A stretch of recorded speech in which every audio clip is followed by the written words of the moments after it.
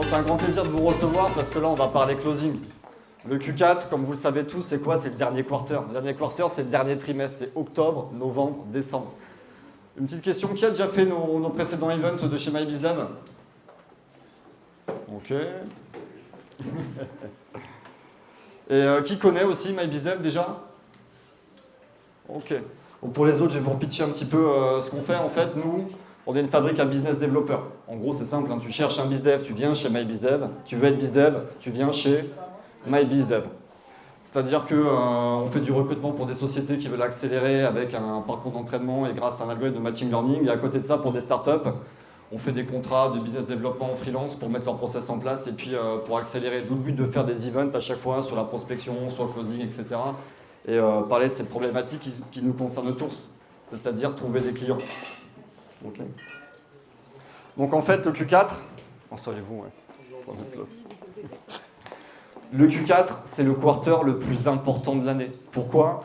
Parce que c'est le plus gros quarter. En fait, tous vos CEO, toutes les sociétés vont boucler leur business plan. Et pour faire une bonne année 2019, ça commence pas en janvier, ça commence maintenant. Les résultats que vous aurez aujourd'hui sont vraiment déterminants pour l'année prochaine. Okay. Et pour tous les business développeurs, qui est business développeur dans la salle? Commercial? Qui est CEO? Qui a une boîte? Ok. Et donc pour vous tous, les business développeurs, c'est aujourd'hui que vous devez éclater vos tableaux de bord parce que si vous voulez négocier vos primes et vos évolutions en janvier, c'est maintenant que ça va se jouer. Ok. Il y a deux bonnes raisons qui vont faire qu'il faut défoncer ce quarter. La première, elle est simple. Le dernier quarter, c'est les fonds de budget pour ceux qui font du grand compte. Aujourd'hui, tous les chefs de projet vont vouloir en fait vider leur poche. Donc octobre, novembre, décembre, ça va vraiment être l'heure de pouvoir éclater les chiffres. Et ceux qui vont éclater les chiffres, ça va être ceux qui vont oser y aller, qui vont faire leur relance et qui vont aller chercher. Et la deuxième bonne raison, les bizdev aussi, c'est que oui, on négocie les évolutions, mais là pour vous, ça va être l'occasion d'exploser toutes vos primes variables. C'est ça aussi le métier de bizdev. Et donc c'est pour ça qu'on va préparer un petit event sur le Q4, Time to Close. C'est maintenant qu'on s'y met. Moi, je vais vous montrer aujourd'hui les 5 principales raisons, les 5 principaux cas qui font qu'on ne close pas.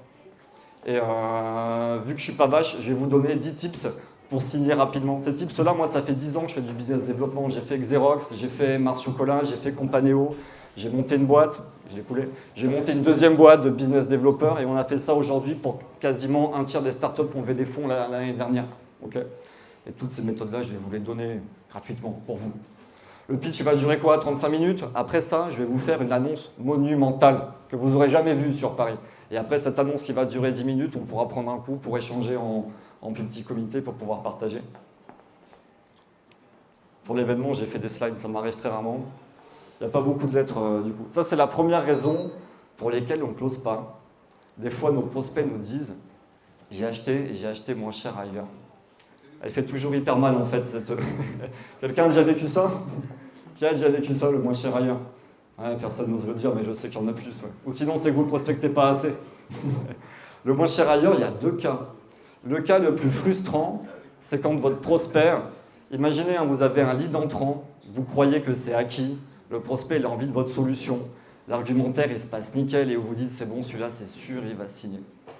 Et quand vous le relancez, quelques jours après ou une semaine après, parce que de toute manière, celui-là, c'est sûr qu'il va signer, il vous dit « Ah ok, j'adorais ton truc, mais en fait, j'ai signé ailleurs. » Et souvent, la première raison de ça, c'est que le business developer avait trop confiance pendant son argumentaire et il a oublié en fait de passer une étape qui est essentielle en découverte des besoins, qui est de faire un appel à projet, c'est-à-dire identifier les compétiteurs qu'ils avaient en fait sur ce projet-là. Je vais vous donner une technique. Moi, je la donne qu'à mes business développeurs à moi, pour aux autres. La seule solution pour battre tous vos concurrents et gagner vos appels d'offres. Sûrement, vous avez déjà vu ça dans la vente depuis 10 ans. On dit qu'il ne faut pas parler mal des concurrents. Vous connaissez ça? Qui connaît ça? On ne parle pas mal des concurrents. Okay. Qui parle mal de ses concurrents encore dans la salle? Non, voilà. Ouais, Marion. Donc voilà, en fait, ça, c'est toujours actif. Les business développeurs, en fait, savent ça. Et bien souvent, ils disent « Non, mais eux travaillent très bien, mais nous, on est comme ci, comme ci, comme ça. » Et comme ci, comme ci, comme ça, c'est quoi? On est plus beau, plus réactif ou plus ce qu'on veut. Et en fait, cette solution-là, aujourd'hui, elle fonctionne très moyennement. La seule solution aujourd'hui pour dépasser vos concurrents dans les appels d'offres, ça va être une technique qui est d'émettre le doute. Quand votre concurrent va avoir, enfin votre prospect plutôt va avoir d'autres propositions commerciales dans le pipe, la seule solution de passer au-dessus, c'est d'essayer de semer une petite graine dans la tête de votre prospect et d'émettre le doute. C'est quoi une petite graine? C'est, ah, ok, génial, qui ils sont? Depuis quand ils existent? Avec qui ils travaillent? Combien de projets comme le vôtre ils ont réalisé? Et de creuser en fait de manière comme ça va lui permettre, il y a forcément un moment où il va bugger, soit parce qu'il a oublié, ou soit parce que le commercial a fait une mauvaise démo ou une mauvaise présentation. Et après, ça va permettre de closer en posant des questions simples qui seront du genre, qu'est-ce que vous attendez d'un fournisseur comme le nôtre? Qu'est-ce que je peux vous apporter? Vous attendez quoi de moi par rapport aux autres? Ça, c'est des questions qui vont faire qu'en fait, la personne va tout de suite discréditer le concurrent de manière autonome, sans lui donner forcément la puce à l'oreille. Okay. Le moins cher ailleurs aussi, ça c'est plus quand on fait d'achat sous d'autres bandes, les gens n'ont pas assez valorisé leur prix de vente. Qui est déjà parti en vacances entre potes là, où vous partez à 10, etc., je sais pas, à la plage ou autre? Bon. Ok. Et souvent quand on part à 10 en vacances entre potes, qu'est-ce qui se passe? On va faire des courses. On va à Carrefour, je sais pas où, on fait des courses, on passe à la caisse, et il y en a toujours un qui va dire, tiens, 2000 bahts, tiens, c'est cher. Et il y en a toujours un qui va te dire, mais regarde la longueur du ticket. Ah ouais, finalement, c'est pas si cher que ça. Et c'est un petit peu ça, présenter son prix de vente pour pouvoir closer et pas paraître cher. Ça va être présenter votre prix, mais n'oubliez pas en dessous du prix de faire l'addition de tous vos services en termes de closing. Même si la personne a vu une démonstration, même si elle a bien compris votre service, faites-lui bien le prix de tous vos services. Typiquement, si vous vendez, je sais pas, qui vendait des marketplaces? Marketplace, un jardin en ligne, Doctolib ou des choses comme ça. En fait, la marketplace, un bon exemple, c'est que le produit il est hyper simple, en soi à comprendre, mais les gens n'imaginent pas combien il y a de personnes derrière qui vont travailler. C'est quoi? C'est 99 € par mois parce que José va prendre des photographes, Marion va faire une petite fiche en ligne avec tous vos contenus, on va faire l'intégration avec l'équipe tech, l'agenda en ligne, on va le brancher avec telle ou telle personne, cet abonnement-là, il comprend aussi votre référencement internet et les budgets qu'on mettra en SEA pour... Vous avez compris la démarche? Ça, c'est défendre votre prix de vente. Et théoriquement, après ces deux petites choses-là, on n'aura jamais trouvé moins cher ailleurs. On peut être plus cher, le but, c'est pas de faire une garde de prix, surtout pour des startups. Il faut toujours défendre ses marges. Donc, pas d'intérêt. Pas d'intérêt. Pas d'intérêt, ça me fait penser à quoi? Ça me fait penser au... Peut-être que ça va parler à quelques-uns. Ça, vous savez ce qu'on appelle les propales flottantes, là. Il y a des propales qui traînent dans le pipe, je sais pas, elles sont là en septembre, elles sont là en octobre, elles sont là en novembre. Et elles sont encore là en décembre dans les mêmes tuyaux et on croit qu'on a du pipe. En fait, les propales pas d'intérêt, c'est quoi? C'est des gens que vous aurez accrochés au téléphone, qui sont plus ou moins la cible et qui vont vous dire, bon ok, c'est quoi ton truc? Le commercial va faire une déballe, il va faire un devis. Tiens, envoie-moi un devis, on verra bien. Ouais, je vais en parler, tu m'appelles la semaine prochaine. C'est pas verrouillé en fait. Et cette propale-là, les gens les gardent dans les tuyaux alors qu'elle vaut rien. Souvent, on dit aux commerciaux, dans le pipe, il n'y a pas 50 cases, il y a One ou il y a Lost. La case, il va signer. Elle n'existe pas en fait celle-là. Et l'idée c'est, on aimerait bien qu'elle dise ouais, il va signer. Non, mais non, c'est soit il signe ou soit il signe pas. Et c'est pour ça qu'il faut pouvoir, même en fin de mois, passer en mode closing. Les propales, il faut les appeler, et si on n'arrive plus à les lancer, on appuie au téléphone, il faut les passer en lost. Il faut savoir oublier ces propositions commerciales-là, c'est hyper important. Et souvent, pourquoi aussi les gens ne sont pas intéressés? C'est parce qu'on n'a pas réussi à retourner, à présenter le plan de vente, à le retourner. C'est-à-dire en quelques phrases, en pitchant, nous aujourd'hui on fait ci, on fait ça, mais parlez-moi déjà de vous, que je puisse comprendre si ce projet fait sens. Il y a aujourd'hui beaucoup trop de business développeurs qui ne font pas encore de découverte des besoins. Ils ne creusent pas en fait l'intérêt du prospect. Et cette étape-là, elle est primordiale. Pourquoi? Parce qu'à la rigueur, si la personne, il n'y a pas de pain point, s'il n'y a pas d'intérêt, on ne va pas s'embêter à faire des propositions commerciales. Une proposition commerciale, c'est quand vraiment on voit un enjeu pour acheter avec une date de closing, c'est ça l'idée. Ça tourne en rond, vous avez sûrement déjà tous vécu ça, ça tourne en rond, c'est des closings à rallonge. On appelle ça, c'est une technique d'achat que tout le monde utilise, les acheteurs, mais comme les personnes au quotidien, ça tourne en rond. Ouais, c'est trop cher. Ouais, mais le délai aussi, ça me va pas. Bah là, il faudrait aussi qu'on regarde telle ou telle feature parce que ce service, il est un petit peu moyen. Et qu'est-ce qui se passe après? Ouais, mais c'est trop cher. Ouais, mais en fait, ça tourne en rond. C'est tout le temps les mêmes trucs. On appelle ça un disque rayé, là. Vous savez, ça casse les oreilles. Et ça, en fait, en termes de closing, c'est hyper important. Je rigole, c'est entre nous. En fait, il y a une technique aujourd'hui de contrer les objections qui est sous-utilisée, c'est isoler l'objection. Les gens, on leur fait une objection de prix. Qu'est-ce qu'ils vont faire? Ils vont défendre leur prix. Après, on leur fait une objection de délai, ils vont défendre leur délai. On leur fait une objection de feature, ils vont défendre leur feature. On fait une objection de prix et ça tourne en rond. En fait, l'idée, c'est quoi? C'est de pouvoir isoler les objections. Quand votre prospect est intéressé, qui fait une objection de prix, la technique de vente, elle est simple. C'est OK, le prix, c'est intéressant, c'est important, on va en parler. Mais à côté de ça, qu'est-ce qui nous empêche encore de travailler ensemble? J'aimerais aussi qu'on parle des délais. OK, les délais, on va aborder ce sujet-là. Et si on règle les délais, est-ce qu'on pourrait commencer une collaboration? Non, j'aimerais encore qu'on parle de ça. En fait, le but, c'est d'isoler les objections une par une, que la personne vide son sac pour pouvoir les traiter après les unes après les autres. Pour atténuer aussi ce prix et closer, on fait souvent j'appelle ça le dézoomage. Et on peut même appeler ça une sorte de monnaie de singe. Souvent, les gens ils vont défendre leur prix en mettant en valeur leur valeur ajoutée ou leur service. Mais ce qui est très puissant pour défendre vos prix, c'est de comparer votre prix au sien. Je reprends l'exemple de la marketplace, je ne sais pas pourquoi, c'est une marketplace, ça coûte quoi? C'est un software qui va coûter une centaine d'euros par mois, qui peut être vendu à des commerçants ou des TPE. Et typiquement, je ne sais pas, un ticket de moyen de restaurant, ça va être quoi? Ça va être 90 euros. Et quand on vous dit que vos 100 euros ils sont chers, ouais, c'est cher, mais c'est le prix que je paye quand je vais venir manger chez vous, etc. Pareil pour des grands comptes. Tout le monde a un prix de prestation et comparez votre prix, pas par rapport à vos valeurs, mais comparez votre prix par rapport à son prix à lui. Vous voyez?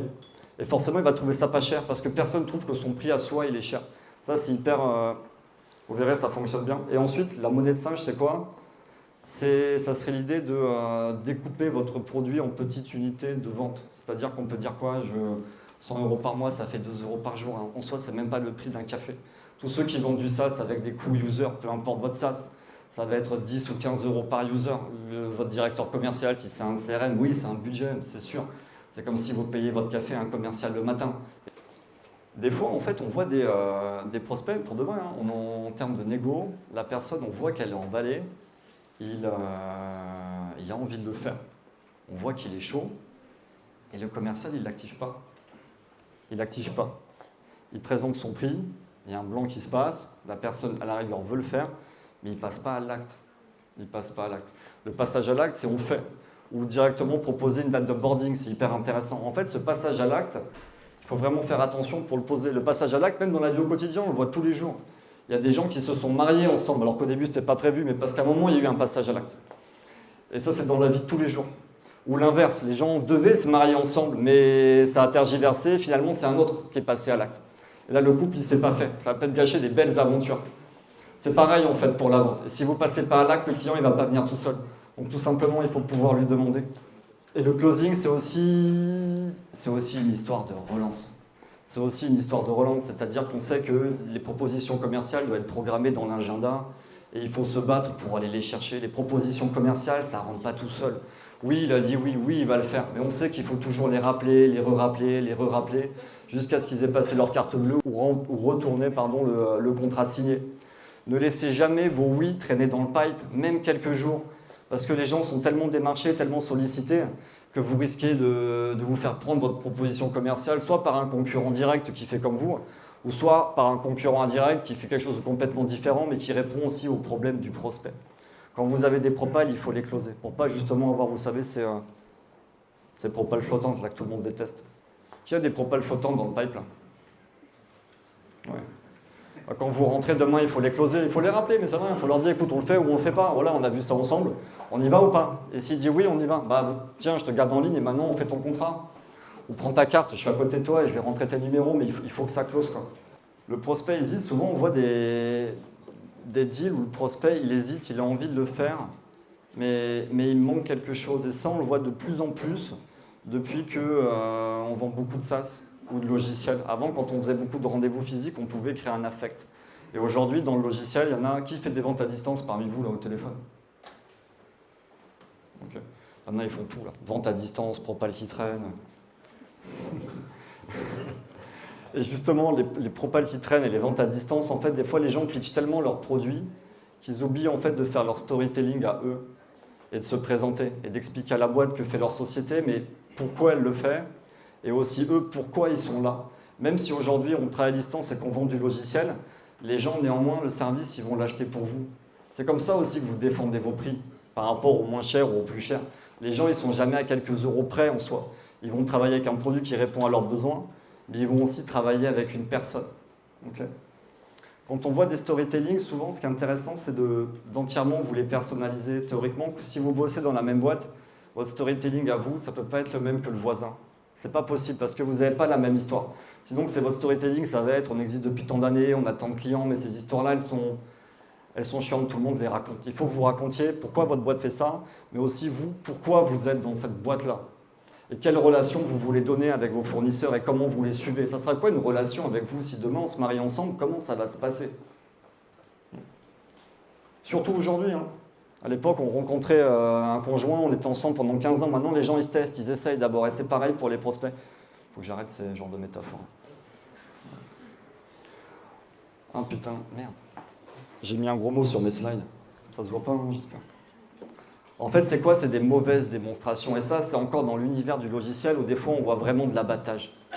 Les gens, ils font de la démo, ils font de la démo, ils font de la démo, ils font de la démo, et c'est tout le temps les mêmes démos. Elles ne sont pas personnalisées. Typiquement, pour donner un exemple, il n'y a pas si longtemps que ça, je voulais acheter un truc que peut-être que vous avez tous, là, c'est les signatures automatiques, là, les DocuSign ou ces machins-là. Et j'avais vu j'avais vu une boîte qui était extra, qui s'était implantée en France, là, en Suède.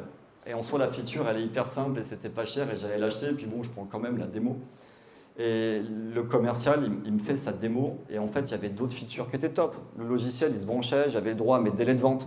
J'avais le droit à mon scoring de commerciaux. J'avais le droit à d'autres features, en fait, dans mon pipe. Et c'était top. Mais en soi, la démo, elle n'était pas adaptée à mes besoins du moment. Et en fait, ça m'a fait réfléchir. Je me suis dit, son machin, il est cool, mais si je veux mettre ça en place, je vais devoir demander à des gens pour l'onboarding, un machin. Et je me suis dit, bon, finalement, je vais le faire plus tard. Et puis, j'ai pris DocuSign. C'était le plus simple.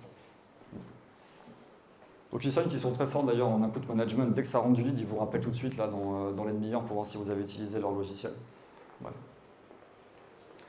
Et ces démos-là, souvent, quand vous faites des démos avec beaucoup de features, quand c'est trop mécanique chez vous, on sent vraiment la récitation chez certains business développeurs. Ce qu'il faut, c'est pouvoir aussi casser le rythme et à chaque feature que vous présentez, poser une question de contrôle, une question fermée. Est-ce que cette feature-là, ça correspond à vos besoins? Est-ce que ça vous plaît? Est-ce que ça, c'est pertinent aujourd'hui chez vous? Ouais, ok, on va regarder la deuxième feature. Celle-là, elle vous plaît? Celle-là, yes. Pour pouvoir verrouiller, en fait, tout ça. C'est hyper important.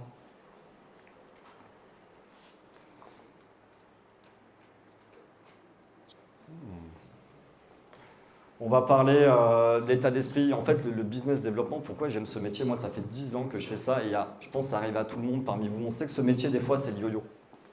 Il y a des jours ou des semaines ou des mois où on est au top, où on se dit ce métier, je vais le faire toute ma vie. Et il y a même des mois, moi, des fois, je m'étais déjà dit, puis maintenant, mais il y a longtemps au début, putain, je vais aller faire du marketing, quoi. Ils ont l'air tranquilles au bureau, là, tranquille. Tous les mois, on recommence à zéro, on tape dedans.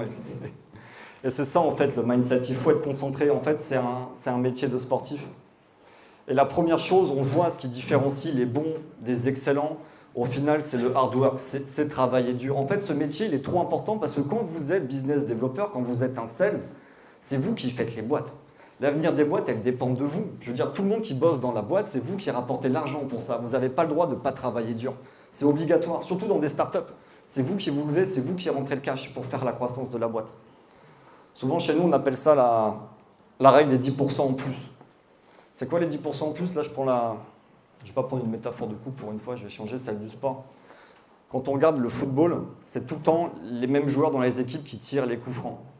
Et les gens croient on peut prendre, je sais pas, Ronaldo au Portugal, il est très bon pour ça. On croit que Ronaldo, il est né comme ça et que c'est inné chez lui, qu'il a un pied magique et c'est pour ça qu'il marque à chaque fois. Mais en fait, c'est pas ça la vraie raison. Pourquoi c'est le meilleur? Parce que quand tout le monde rentre au vestiaire, il prend son sac de ballons et il va tirer un dernier 50 ballons. En fait, il fait 10% de plus que tout le monde. Quand on est exténué en fin de journée, on se dit « Bon, putain, j'ai bien bossé, ben mon gars, vas-y, relance-en 5 de plus encore. Tu verras, tous les jours des efforts. » C'est ça le travail en plus. Et c'est ce qui différencie les commerciaux, parce que les commerciaux, au final, on n'est jamais très loin en fait des autres. Et quand on fait tous les jours une propale en plus, ou tous les jours 30 calls en plus, bah à la fin du mois, ça fait 2 signatures en plus. À la fin de l'année, ça en fait 25. Et 25 multiplié par le chiffre d'affaires, bah ça fait qu'au final, vous faites partie des 10% de votre plateau des commerciaux les plus performants. Et c'est vous qui allez prendre les primes. Ouais. Les cadeaux, les voyages. Bon, c'est ça, ouais. Il y a quoi d'autre comme... Le hard work. Mais souvent, les sales oublient la responsabilité. Il ne faut jamais oublier la responsabilité que vous avez au sein des sociétés. C'est hyper important.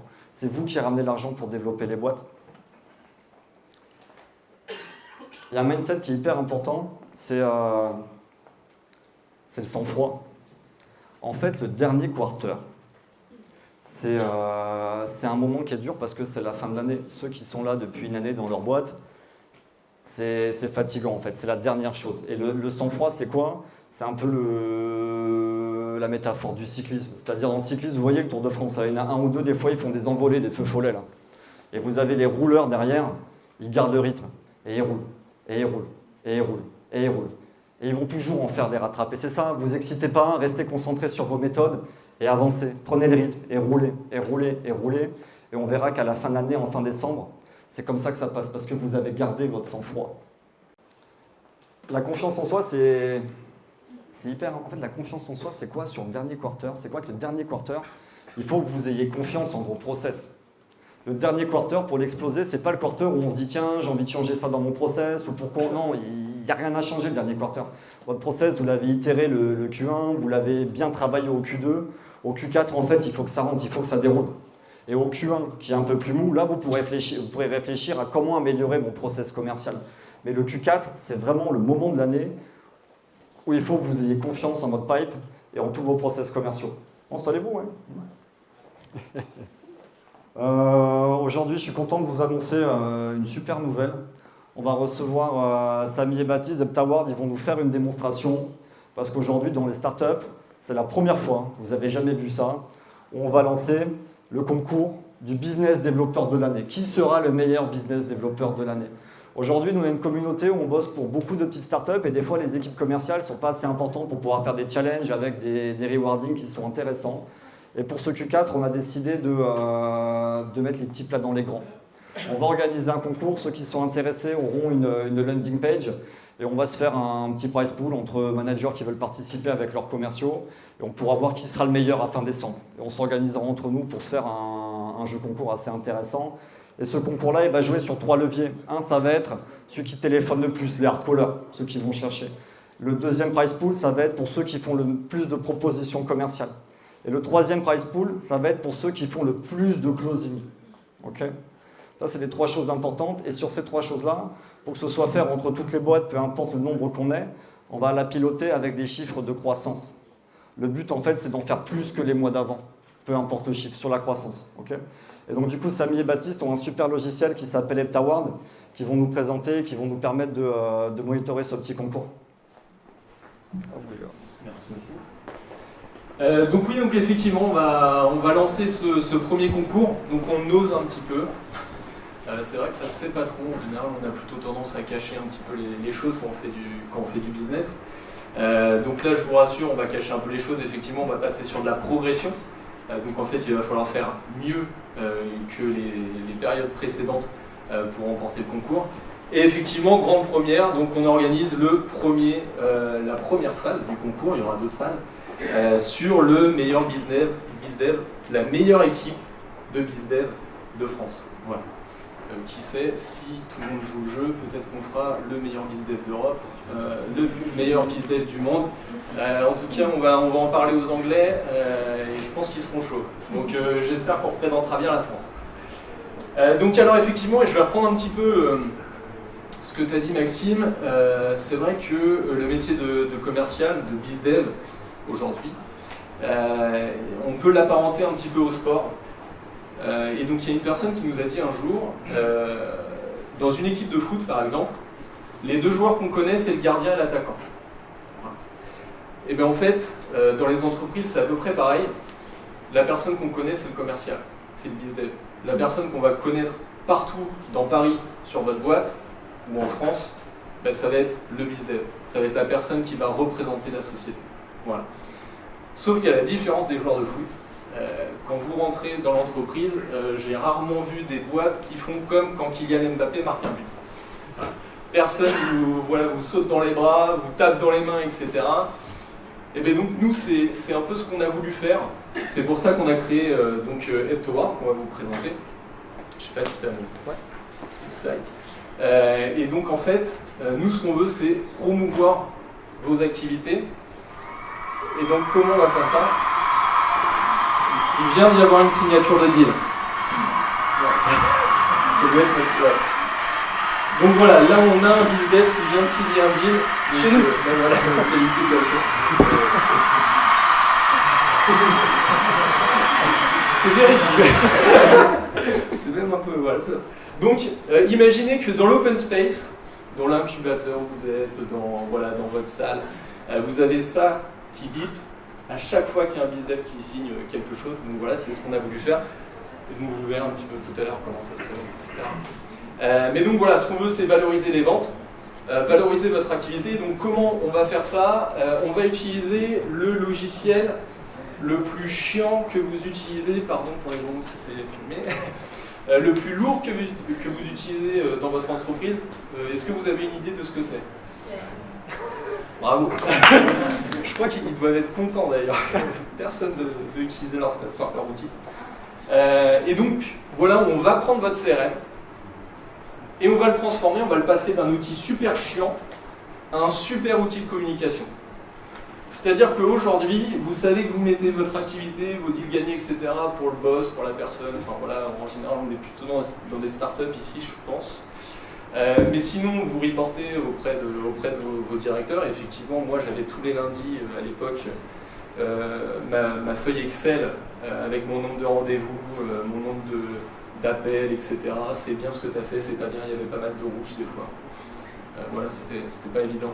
Et bien donc nous, on va changer le CRM et on va le passer en outil de communication.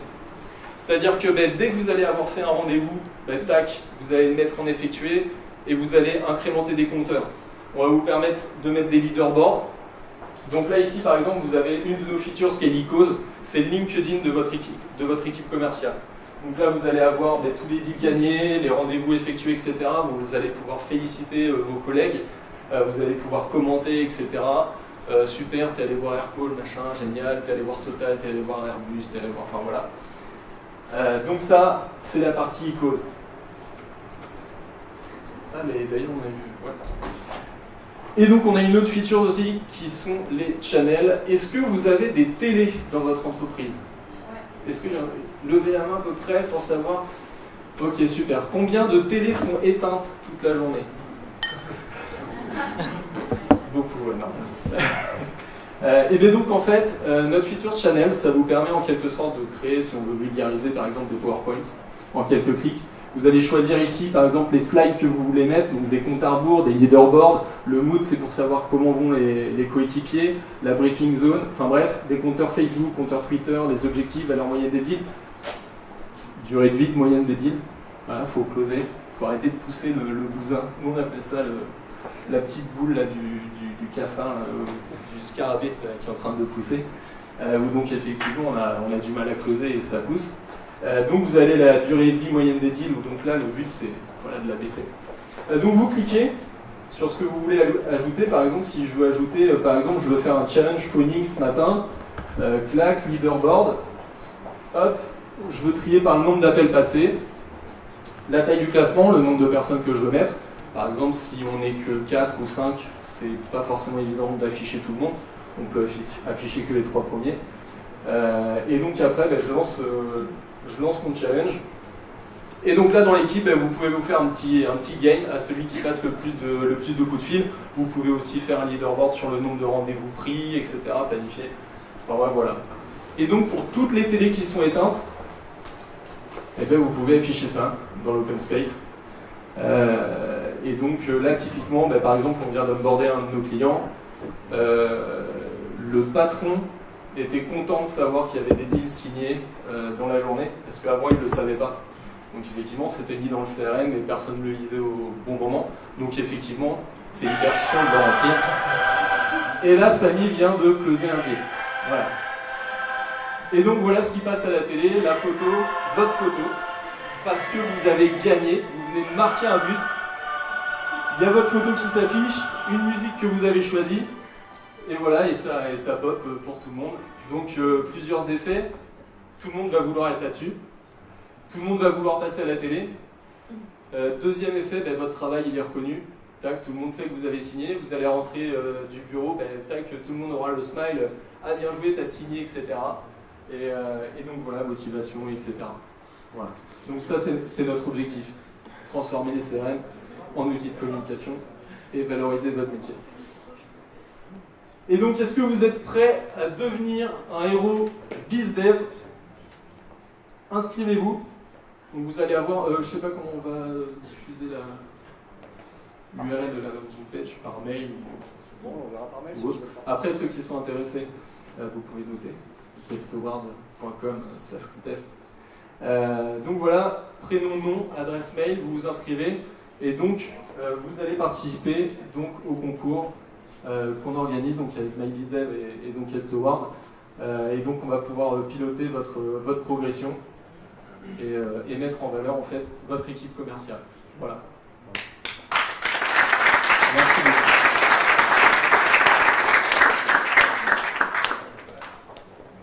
Donc vous l'avez compris, CryptoWard, c'est une jeune société, leur produit il est hyper sympa et juste pour nous, pour le concours, ils vont nous permettre qu'on branche plusieurs boîtes dessus en fait, pour se taper la bourre entre startups. Normalement c'est interne aux boîtes. Donc là toutes les boîtes, tout le monde pourra être branché dessus et tout le monde pourra se monitorer, on va piloter le concours, on va s'amuser là jusqu'à la fin de l'année. Pour tous ceux qui cherchent à être business développeur, on a des postes à pourvoir chez nous.